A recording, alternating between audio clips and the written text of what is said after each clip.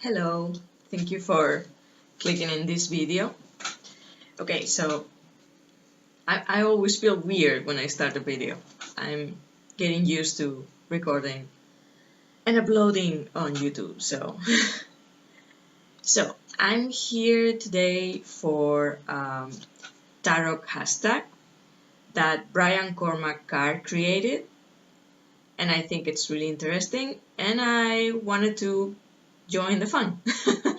I've been for some months now in a Facebook group called For Love of Cards, and I think it's a wonderful place full of fantastic people sharing their passion for tarot, and that's something I don't have in my everyday immediate circle. I don't have a lot of people, or barely no one, to share my passion for tarot, so that group has been a wonderful chance, although I'm a little bit shy, so for now I'm just reading and commenting a little bit. I'm starting now to join the YouTube community and participating in hashtags. So actually this one is the third one I do. And here I go. So this is a hashtag about Tarot Tools Trio, which is like a portable tarot toolkit to have the essential stuff for emergency reading or tarot emergencies, whatever. Okay. So, first is 3 tarot decks. Okay, I'm a Rider-Waite-Smith girl, all the way. I love it so much. I don't know what that deck has, but it has some kind of spell for sure. So, the first one should be Rider-Waite. I was hoping to use the borderless edition that I ordered, and I was expecting to get it yesterday, Friday, but it didn't arrive, so I don't have it yet. I'm hoping on Monday. Fingers crossed. So I have 2 editions only for now. The first one it's like a standard, like normal, bright colors. It was this one really cheap on Amazon, but I love it. It may not be the best edition. The colors in some of the cards are a little bit strong, the reds or the orange, but I really like the bright colors. There's something about this deck I can't help. But I have another one. This one may be better for carrying around, which is the mini version. It's the same. The colors are a little bit lighter. It's better quality, I think. It was I bought it in a shop in Palma de Mallorca. I was on holidays last summer there, and I wanted like a mini deck. I thought it was really cute. I saw in some readings online, and I thought it was really cute to use it with another deck, like standard size, like for clarifiers on some cards, using the mini one. And I found this one for 14 euros, like really, I think it was cheap. And I really love it. I think it's so cute. So maybe to carry with me in a bag, it will be more practical, this one. So first one, for sure, Rider-Waite. That will be my first choice. Second one, this is kind of funny because I had this deck for some years now, like before getting really serious with the tarot itself. A lot of years ago, I was more into runes. I somehow felt it was easier for me to connect. And I had only at that time the major arcana. I didn't have the whole deck with the minor. So for me, I felt it was a little bit difficult or complicated, like too much info. So I concentrate on the runes. It's not that it's more simple, but somehow my brain it was easier for me.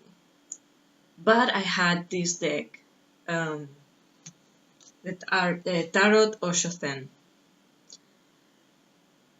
I came across this deck when I was a ballet dancer, classical ballet dancer. I had a job here in Spain, and one of my college, sorry,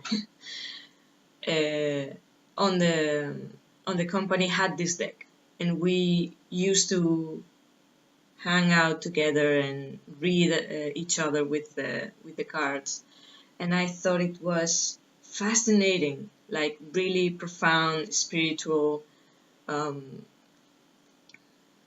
cards with wonderful reflections, and yeah, really good food for thought. Has a little bit of everything. This one is Spanish, obviously. I have a little bit of both. I have decks in Spanish and a lot in English also. Now that I'm starting to read for other people, like professional, although it's been only 6 months, but yeah, it's a little bit frustrating because I would like to use some of the decks with the clients, but it's in English, and I don't feel like reading in English and translating at the same time. I think it will be a little bit slow, so I tend not to use those decks, but I love those decks. Anyway, my second choice will be Tarot Oshoten. Funny thing is, when I encountered this deck, I never thought of it as a tarot deck. For me, it was more like an oracle, like a spiritual oracle. But I never thought about it as a tarot deck. Although the name it's tarot, obviously, and the system it's the same. But yeah, now that I really know the tarot system and all the cards, now I see, I pick it up a few months ago because I realized it was a tarot. So I looked into it, and yeah, I realized actually it was a tarot. So I guess for me it qualifies as both. Here it's a tarot deck, but for me also more like an oracle. Yeah, second choice. So the third one, I was really, really not sure because I have so many, and also I'm gonna use an oracle now, really an oracle deck. I have another tarot decks, but I think, and also with the clients, I use another deck, another tarot, which is I have the book. This is a little bit of a spoiler because this is for later, but in Spanish is El Tarot de los Magos, this one. I wanted to look for the Wizard's Tarot Handbook. Yeah, Wizard's Tarot, so that's the deck. Sorry. Should have checked before. But I use this one for the clients when I do the readings, and the mini rider. So I use another deck. But if I have to choose only 3, it has to be an oracle because I have so many and I love them so much. And with just one tarot deck, I think it's fairly enough. And also the Oshoten, it's kind of mixture for me. So a little bit of everything. I want to mention before I show my third choice, because I was really divided about this one. Last year I bought around October for Halloween. I bought this one, the Halloween Oracle. I love the illustrations. I love the illustrator. So good. Also, funnily enough, the one that I choose is the same, illustrated by Jimmy Manton. Love you, Jimmy. Amazing. And also, I mean, this one was a really nice surprise because I thought it was pretty to look at and it would be fun for readings with clients on Halloween and around that date. And it really surprised me because it was so much more deep and spiritual than I was expecting it to be. It's fun, it's cool, but it's also really deep. And you can even use it by itself. You don't need any other deck. So, but this one I will use it more on that kind of moment of the year, like October, November, more like, or shadow work, something more like that. Maybe when I'm in that mood, I will use that one for that. Something a little bit more profound and a little bit more shadow work. Not a lot of people do that when you have people coming for a reading. At least not where I do the readings. The other one I was thinking about is the Heart of Fairy Oracle. I'm using this one this month for personal readings for myself every day. And I think this one's fantastic because it's fun, it's magical, it's different, but also has deeper meanings. It's a nice mixture. But if I have to choose, I would choose this one. Celtic Tree Oracle. I love trees, love them.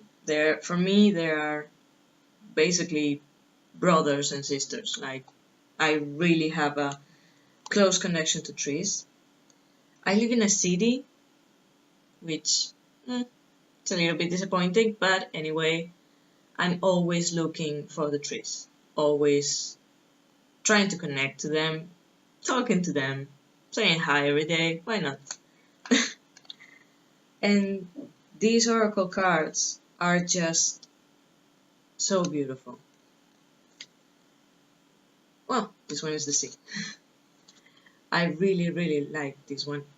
Not only because of the connection with the trees, obviously, but also the illustrations are beautiful. And the meanings, the book that comes with it, it's fantastic.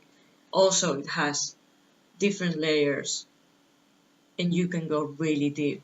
And you can also use this oracle by itself. You don't need anything else, with just a few cards. I love it. So these ones are my 3 choices. Rider-Waite, Oshothen, and the Celtic Tree Oracle. Now, the 3 books. I don't have a lot of tarot books apart from the companion ones with the decks. I don't know, I got like a few books, basic books to learn, and then I just play by ear, I guess, and follow my intuition. And also on YouTube, watching people reading cards. There's some fantastic people out there reading cards. I love this community. I absolutely love it. I'm a little bit sad because all that people are out of my country, but that's okay. That's why we have internet. That's good. So I don't have a lot of room to pick books here. Yeah. So the first one is obviously this one, because I love this deck so much. It's, as I said, so profound and spiritual. Even without the cards, you can just pick one and read it, and also I cannot use the deck without the book. I always rely on the book. For me, it's almost like, it's not about memorizing, it's almost like a ritual. When I use this deck, I like to take the time to read the whole text and reflect on it and reflect on the card. So if someone came to me for a reading and they were ready to do that kind of of work with the cards, I will definitely use this one. Now, this one, it's actually the best book that I have. I only have 3. One is really basic, the first one I got. It's only with the majors, and it's really basic. Then I bought this one. I decided I really wanted to go more deep into the whole deck, and I bought this one, which is by Anthony Lewis. It's the Spanish edition, and I didn't check also the original name, which I don't see. No, I don't see it. Okay, well, Anthony Lewis.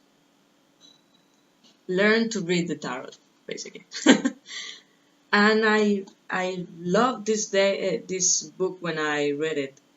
It goes really in detail about all the cards with keywords and phrases and everything. It's quite good. But and also has a little bit of numerology and tarot, astrology, a little bit of, yeah, it's a little bit of everything. Some tarot spreads, I think, but mostly it's just card by card, majors and minors, a lot of detail, which when you're learning and you want to go deep into it, it's really good.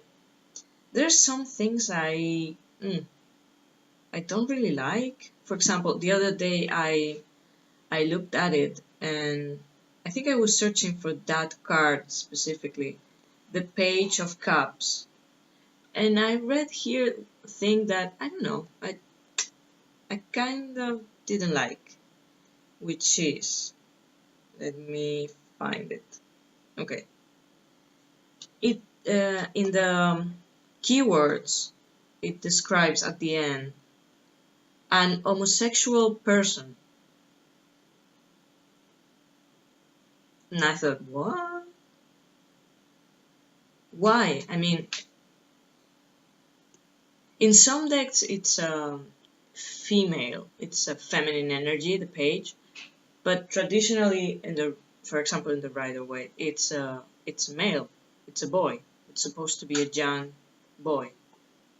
So because it's cups and it's sensitive, it's supposed to, or it could be homosexual.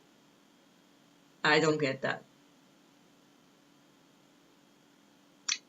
That's like a little bit, I don't know, I don't want to be like too hard on this, but it's like saying anyone sensitive should be or could be homosexual.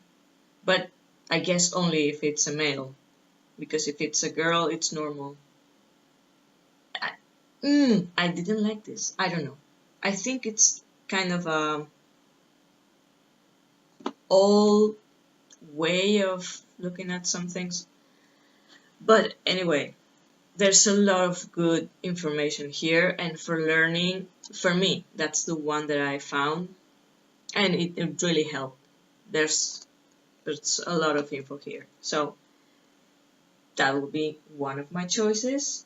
And the other one I picked was this one, because although I haven't read it entirely, which is one of my problems in life, I pick a lot of books that I love, I start them, but fail to finish them. So, but I think I read some of it, and the thing that I like the most about this book is that for each, the majors, I think, it has a tarot spread. I'm not sure if for every single one of the majors, but for most of them, if not all, for most of them, there's a specific tarot spread. And also it has a lot of different information about each card. And I don't know, like connections to maybe mythology also. It's kind of a lot of different details. And that helped me, for example, with the Hierophant. I have a little bit of a issue with that, like the classical Christian image of the Hierophant. I don't like.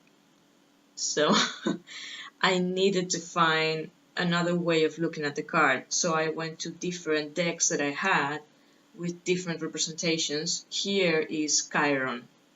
I love Chiron. I love that character and the story. I feel a little bit connected to that. So that helped me to see the card in a different way. Yeah, and things like that. And I think if I had to choose one, because it has a lot of tarot spreads, it will. If I just had to pick one with me, maybe it will be this one. If only for the tarot spreads, for example. And going to that, tarot spreads. Okay, I didn't prepare anything to show them properly, but I love trying different tarot spreads, and I love trying to invent some of them. I really like improvising with the spreads. But to be honest, a little bit typical, but the first one I will say, it will be the Celtic Cross. Not the best one maybe because it's the more used, but I have to confess with the clients, if they don't have a specific question and it's more like I want to see a general thing, which sometimes it's a little bit of a problem, but anyway, I try. And then we work with the cards. I use the Celtic Cross because if they don't give me information with the Celtic Cross, I can have a fair enough information and idea about what's the problem. So that's the first one.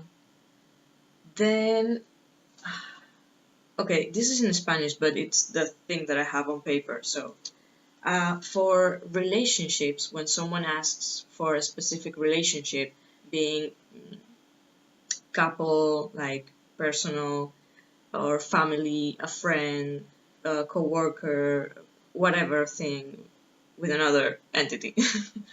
I use this spread because it has like everything on it, and I cannot remember where I found it.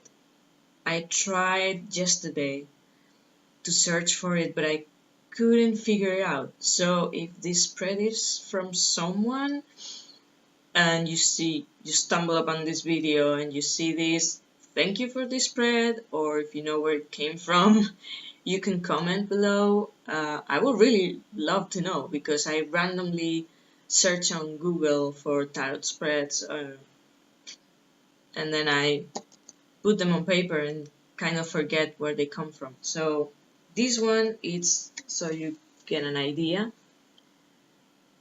It's like a star. I think it's eight point stars. Well, it has everything. It has both people. It has the union between them. It has the present moment, what's helping, what's against, how to help each other, how to make the situation better, and then like a possible future outcome or where the thing is going. And this one is amazing. It's fantastic, really. The person that created it, thank you so much. When I have a client and is asking for this kind of thing, this shows everything and helps a lot. So I love this spread. I really like it, and I know it. I don't need to look anywhere. So, and the third one. Okay, so now I will have to say, not really a spread, like intuition. I usually shuffle the cards until they fail or they just show themselves like in a corner or like a little bit out of the deck, and I put maybe 5 in a row, And then I see how the cards interact with each other, like where it goes, if it's one direction or the other one. I tend to look the one in the middle to see if it's the like the center subject of the reading, whatever the thing is that we need to clarify. And I just try to see how they interact. And probably then I put another card for each one, so 10, 10 cards to see more in detail. But yeah, improvising. I love that. And I love just shuffle and the ones that fell, and I start to put them in a random position. Like, and then when I finish the I don't know, it usually shows a pattern, but I don't think about it beforehand. And then probably I will never remember how I did it. So it's a little bit chaotic, but yeah, I like it. Improvising a little bit. So yeah. Oh, and I forgot the extra. How's the word?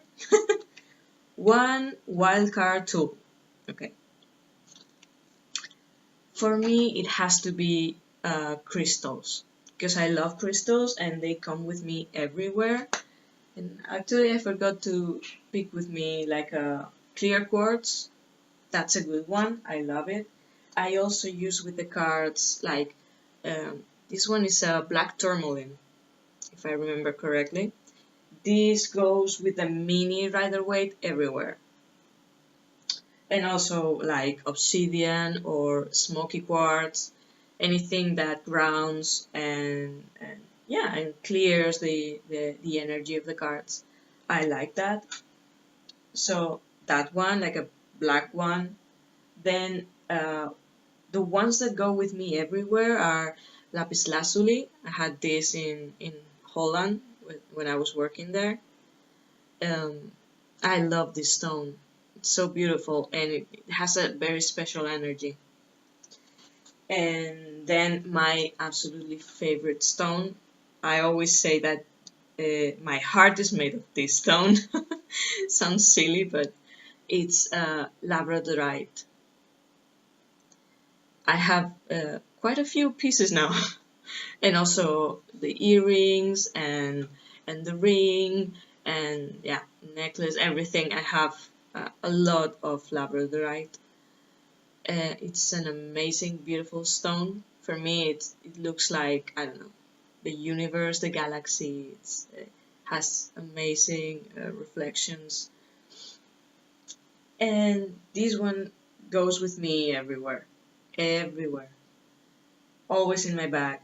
When I'm in my shop, I have a tea shop.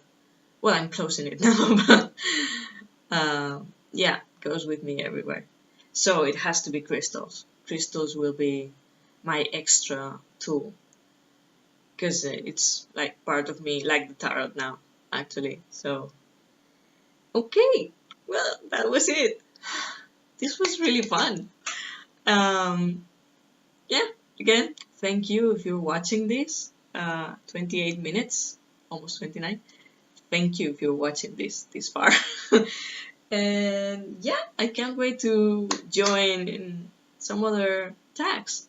And thank you again, Brian.